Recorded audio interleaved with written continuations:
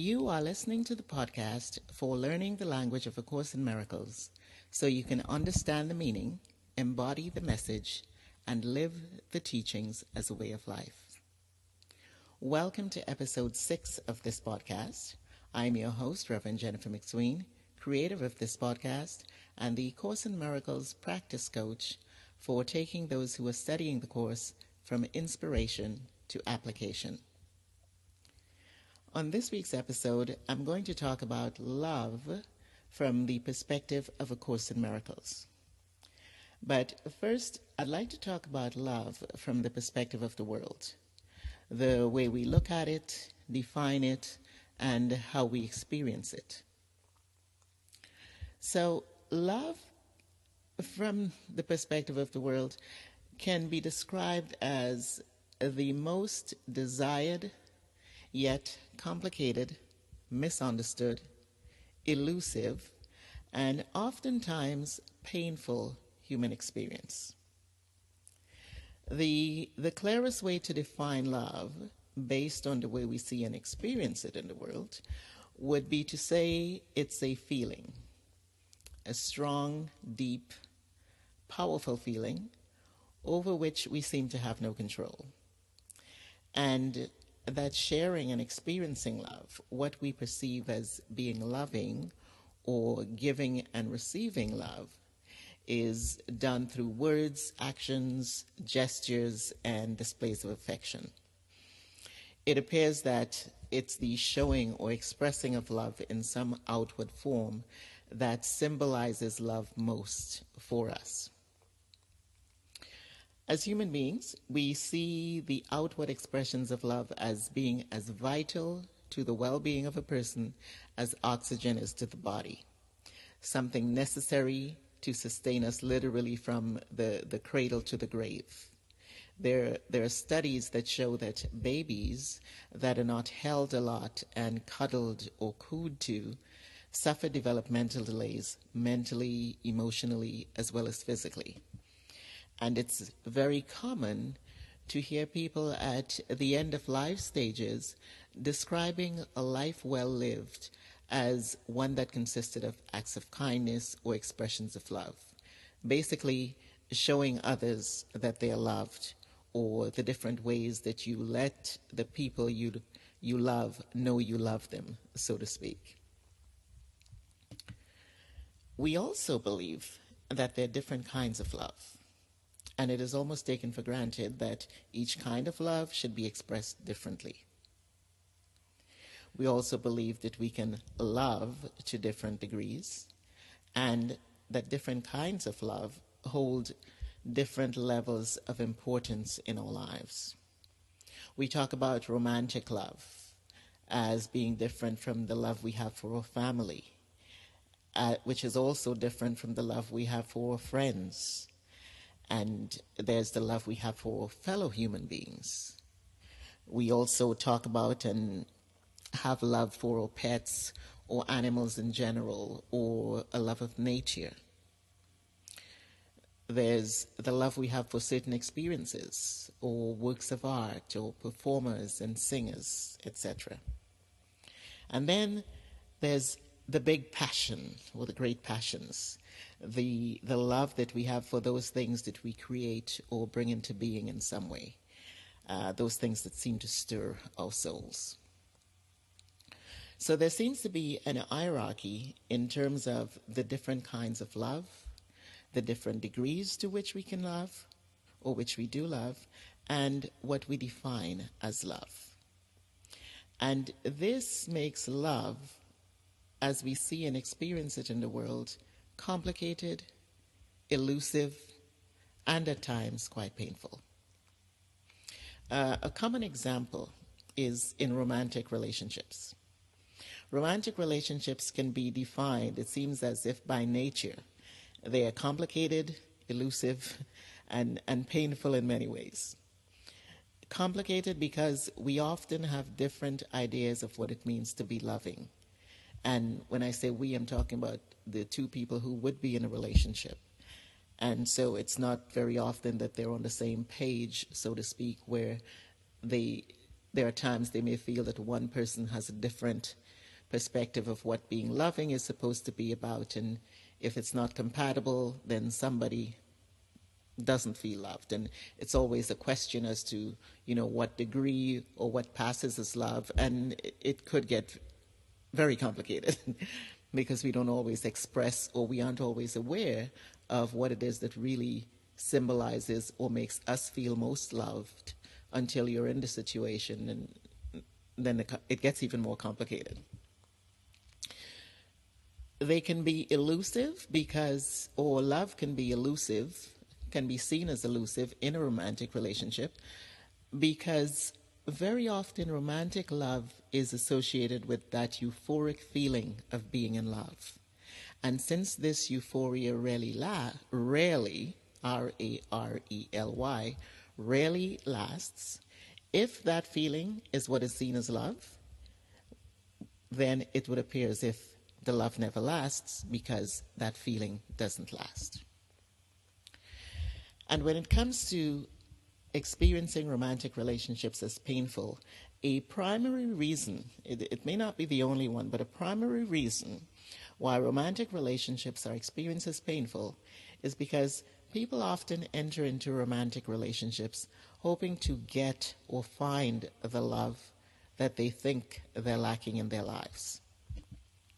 Now, remember, from the perspective of the Course, we will always experience the thoughts and ideas in our mind in the exact manner in which we're looking at them in our minds, the way we're perceiving them. So the perception of lack will always be experienced in some form of pain. And when you enter into a relationship from a perspective of lack, you will always experience it in some form of pain. But since this is not the way we see it in the world, since we're looking to the form of the thing as the cause of what we experience, it will appear as if the relationship is the cause. Now, the Course's foundational premise is this: love is all there is, and love is what we are. This means that we're one with love, and we can never lack love in any way. By the way, just a little aside here. The word love appears in the Course 1,452 times, 1,452 times. How's that for doing your research? Actually, I just looked it up in my copy of the Concordance of A Course in Miracles. And for those of you who don't know or may not be familiar, a concordance is an alphabetical list of keywords in a book or in the works of an author. And it tells you how many times those words appear and lists each line or phrase in which each of these words are used. It's an easy way to quickly find or check the accuracy of quotes or passages, or do what I did, find a number of times a word appears. Now, what I did do was to literally look up and read each one of the 1,452 listings in which the word love appeared. Now, I'm sharing this with you not to brag about my research skills, but to let you know that in not one of those listings did the Course give a clear-cut, straightforward definition of the word love. What the Course does do in all those entries, and as it does throughout the text, the workbook, and the manual for teachers, is to describe love in different ways. The closest the Course comes to giving a definition of love is in this passage from the introduction to the text, the short form of the introduction. The passage says, or includes this: the Course does not aim at teaching the meaning of love, for that is beyond what can be taught. It does aim, however, at removing the blocks to the awareness of love's presence, which is your natural inheritance. The opposite of love is fear, but what is all-encompassing can have no opposite. Now, like everything else in the Course, this passage talks about love in the context of the metaphysical framework within which the Course is written. So from the perspective of the Course, love is an idea. The passage describes this idea as all-encompassing. And when I looked up the meaning of the word all-encompassing, just to make sure I understood what I was reading, I get words or descriptions such as all-inclusive, all-embracing, extensive, everywhere present, across the board, unified oneness, no exceptions, no conditions. So within the context of the Course, we can describe love as the idea of including, embracing, accepting, and letting all things be without exceptions or conditions. The passage also states that the opposite of love is fear. But since love is all-encompassing, as in all there is, there can be nothing that's opposite of it or opposite to it. So therefore, fear does not exist or is not real. I seriously considered discussing fear and love in this episode because the Course sees it as the opposite of love, and because it says it doesn't exist or it's not real. But because there is nothing but love, that's the reason why it sees fear as unreal. And so the Course also teaches that the range of human emotions that we experience come under the umbrella of one of the only two emotions, which is love or fear. So I will discuss fear in further detail, or in detail, and what the Course means when it says it's not real in the next episode. But what I will say here is that fear is what you experience when you perceive yourself as being separate from love.